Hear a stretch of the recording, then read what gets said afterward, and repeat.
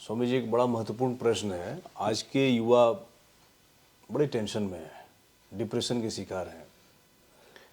परिवार के लगभग सदस्य, पहले क्या होता था कि बहुत सारी चीज़ों का अभाव था।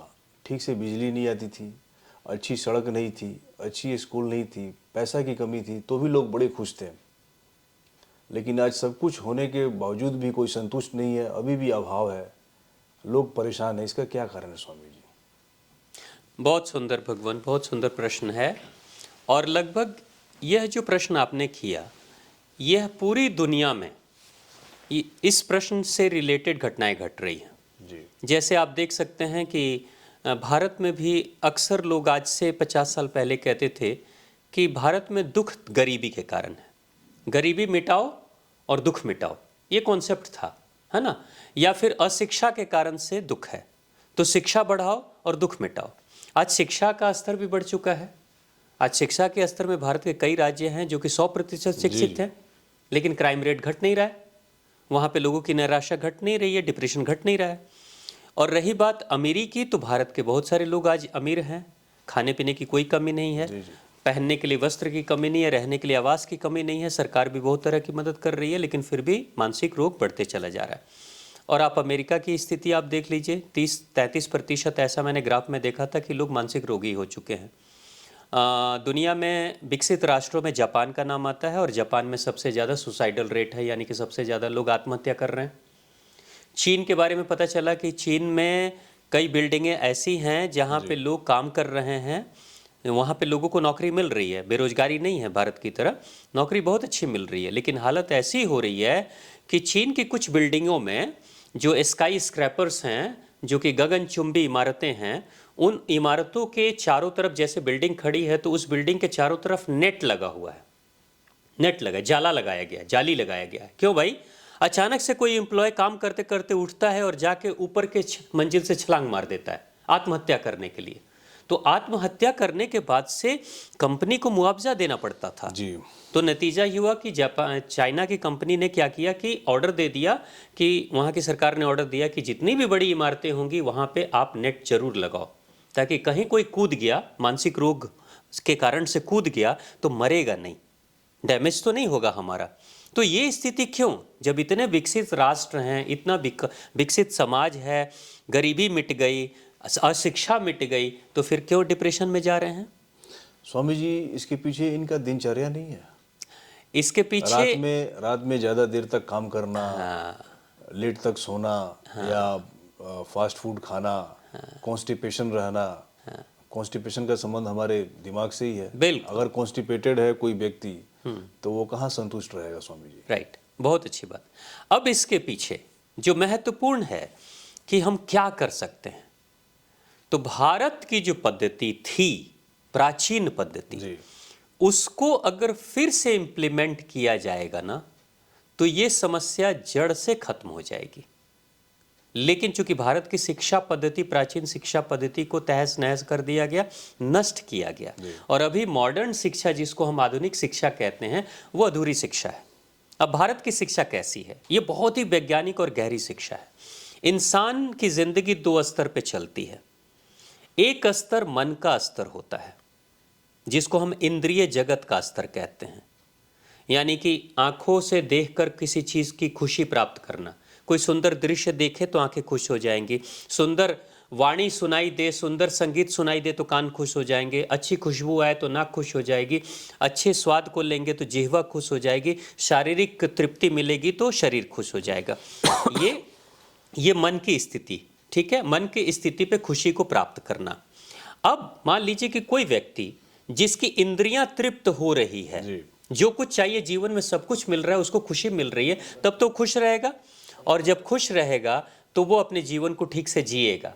लेकिन क्या इसकी कोई गारंटी है कि जिंदगी भर मैं जैसा चाहूं, मेरा मन जैसा चाहे वैसा ही मुझे मिलते रहे? बिल्कुल नहीं। इसकी कोई गारंटी तो नहीं है। जो मैं स्वाद चाहता हूं वो स्वाद हमेशा मिले, जो मैं सुनना चाहता हूं वो हमेशा सुनने को मिले, जो स्मेल चाहता हूं हमेशा मिले, शारीरिक स्तर पे खुशी हमेशा मिले, नहीं हो सकता।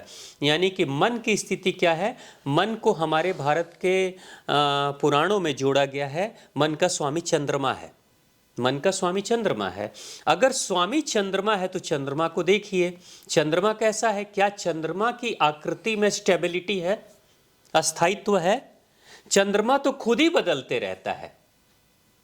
हर 28 दिनों के साइकिल में चंद्रमा अमावस्या से पूर्णिमा और पूर्णिमा से अमावस्या की तरफ बढ़ते रहता है।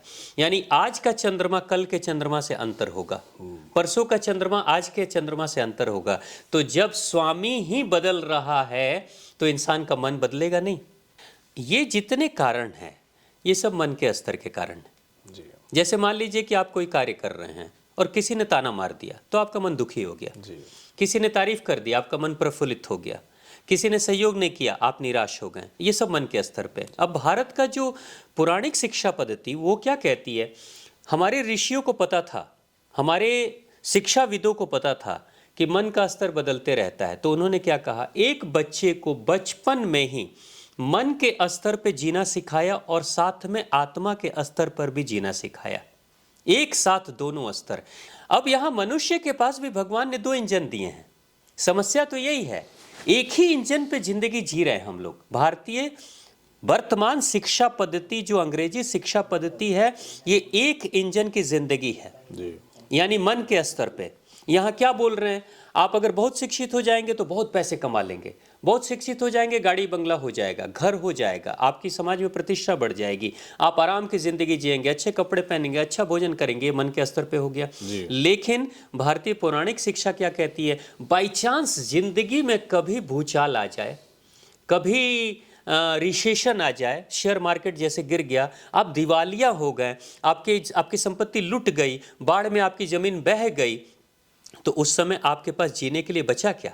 क्योंकि आपकी तो दौलत है जो आपको जिंदा रख रही थी, आपका मान प्रतिष्ठा आपको जिंदा रख रहा था, लेकिन अचानक सब नष्ट हो गया, तो कैसे जिएंगे? तो हमारे ऋषियों ने कहा कि बच्चे, अगर आपकी जिंदगी में मन का इंजन फेल भी हो जाएगा ना, तो हम तुमको पहले ही जिंदगी की शुरुआत से पहले आत्मा के स्तर पर रहना सिखा देंगे। तो हमारी शिक्षा पद्धति में जो भगवान बुद्ध को, महावीर जैन को उस समय बच्चे पे, 4 साल का बच्चा है सिद्धार्थ, यानी भगवान बुद्ध 4 साल के हैं, तब उनको ध्यान सिखाया गया, तब उनको अध्यात्म से जोड़ा गया, तब उनको बताया गया कि मन को समेट लो, मन के ऊपर जियो मत, आत्मा के स्तर पर जियो। और आत्मा के पास एक चीज होती है, वो है परम आनंद। मन के पास खुशी होती है, आत्मा के पास आनंद होता है। मन की खुशी टेम्पररी होती है।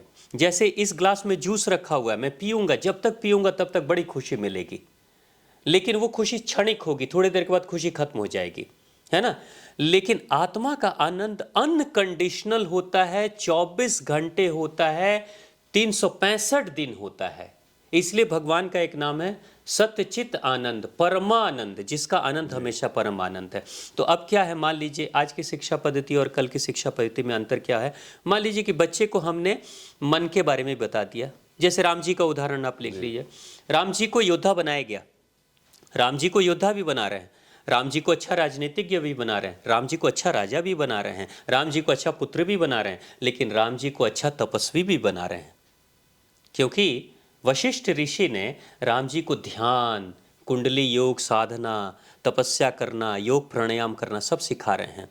मन को शांत रखना, संतोष करना, है ना, सब सिखा रहे हैं। बुरी परिस्थिति में कैसे रहना, जमीन पे रहते हैं, जमीन पे सोते हैं, जाके भिक्षाटन करके लाते हैं, लकड़ी जंगल से काट कर ला रहे हैं, विषम परिस्थिति में उस बच्चे को सिखा रहे हैं। राजा का बेटा है, एक राजकुमार है, फिर भी उसको भिक्षाटन के लिए भेज रहे हैं और ध्यान सिखा रहे हैं। तो क्या हुआ, राम जी ने वो आत्मा के स्तर पे अपने आप को जोड़े रखने और आनंद की स्थिति में जोड़े रखने, यानी कि एक इंजन फेल कर जाए तो दूसरे इंजन को से जीकर कैसे जीवन को चला सके, ये सिखा दिया था वशिष्ठ ऋषि ने पहले ही।